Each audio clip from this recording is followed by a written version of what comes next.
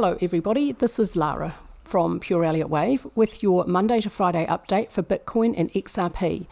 Before I get into it, I recommend you subscribe if you're not already, because I'm going to give you 16 years experience, 11 of those as a CMT, Chartered Market Technician, for free, Monday to Friday. And free's always good, right? I mean, that's a pretty good deal. I've been training my son Jack Frost for a couple of years, and he's got some solid technical analysis and pretty good Elliott Wave skills. He's still got my support every day, and he's going to give you Ethereum and Solana Wednesday to Saturday, 4 days a week. So you're going to get 4 markets from us, 6 days a week. That's a really good deal. So hit the subscribe button. Let's get into it. Bitcoin is still in this rectangle. It's been in this rectangle since 28th of February. I really wish it wouldn't. It's just taking its time.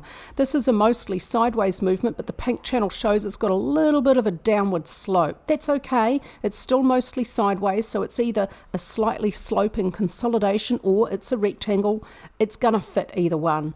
Very recently, on the 29th of July, price came ever so close to the upper edge of the pink channel, and it's been rejected there. There's a bearish engulfing candlestick pattern here, and now we've got some follow through with 3 days of downward movement. Today, 1st of August, price is moving lower. Look out for support at 60,700, but it could find support at the 200-day moving average, which is going to be a little bit above 60,700. That's currently at 61,097. So I'm going to expect today is obviously probably going to close red. I expect tomorrow we're probably going to get a red session down to either the 200-day moving average or 60,700. And let's see how price behaves. If we get a bullish reversal pattern around there, I'll expect that's the end of this pullback. I'm unsurprised that price was rejected from resistance here and we're getting a pullback. When this pullback is done, I expect the next test of resistance, 71,500 to 73,100, is probably going to be the final breakthrough. I expect the next time price gets up there, I expect to close above 73,100. But because rectangles are unfortunately plagued by lots of false breakouts, had one here, had another one here, I'm going to institute a 2 or 3 day array rule. We haven't had a false upward breakout yet, but certainly could happen. That's pretty common for rectangles. So I want to see a close above resistance, 73,100, and I then want to see 2 or 3 days of green candlesticks moving up and away. If it's particularly strong, 2 days will do. If it's not very strong, then I'll wait for 3 days. That's why I say 2 or 3. It depends on the strength and support from volume and range. I expect once price breaks above resistance here, though, a lot of energy is going to be released to the upside, and I expect price to start to move with a lot of strength. For the short term, the last completed session has a little bit of an increase in volume, but not as strong as the 28th of July, so price is overall falling of its own weight. That's a shorthand that we use in technical analysis to say that price can continue to fall even with light and declining volume for quite a distance and for quite some time.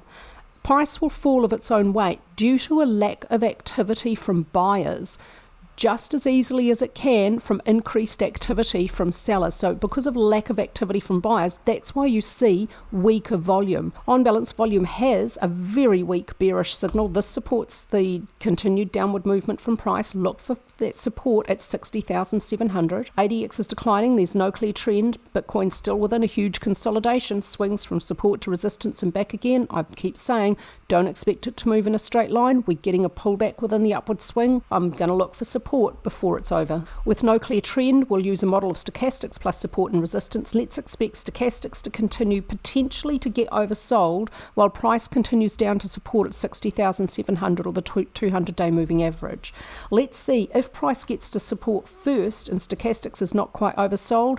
It could still end there, but if stochastics reaches oversold and price is not at support, then it could end there. I'm going to just make a race between these guys. Who's going to get there first? Let's see. Elliott Wave count for XRP. Yesterday I said I think that minute wave 2 is probably not complete here. It's probably going to continue lower as an expanded flat. I think that's still probably quite likely.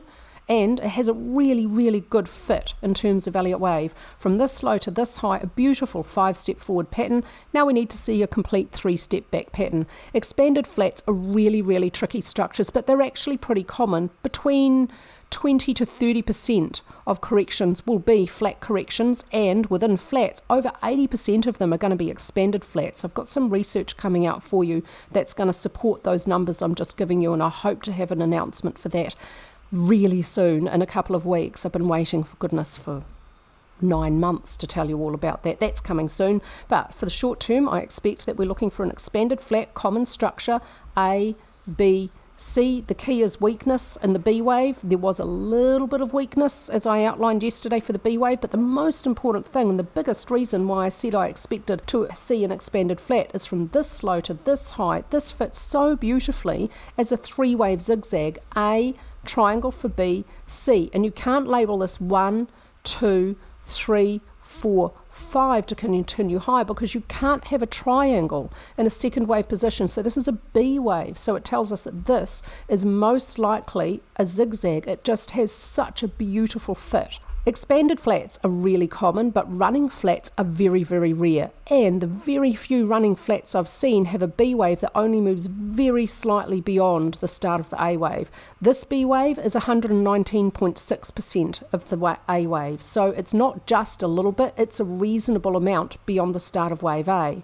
That tells me if this part of the wave count is correct, that's my caveat, because I could be wrong. I've been wrong before, I'll be wrong again. That's why you need to have good risk management. But if I've got this bit right, what that tells us is C is extremely likely to make a new low, at least a little bit below the end of A at 0.5404, to avoid a truncation and a very, very rare running flat, and to complete a much more common, fairly common expanded flat. So that's the probability in Elliott Wave terms from this wave count. So I'll be looking for the 0.382 Fibonacci ratio, 0.5252 to be really likely where this pullback is going to end. Technically, 2 may not move beyond the start of 1 below 0.3838, but I don't think it's going to get very near that point at all. If we do get down to 0.5252, because there's such strong support in the 54-55 cent area, I expect it may just be an intraday wick before price bounces up really strongly. The next move for XRP I expect is going to be a third wave, but it's still within a first wave probably, if I've got that part of the wave count right. Technicals today for XRP, yesterday's candlestick, when I was recording my video, was a strong green candlestick. Price was at the high, but now it's completed with a very bearish upper wick, small body. This is a shooting star candlestick pattern. This is a bearish reversal pattern. We've got a big bearish engulfing pattern here that was followed by a downward session, consolidation, wick up here, another bearish reversal pattern. So let's expect further downward movement to test support again in the 55 cent area.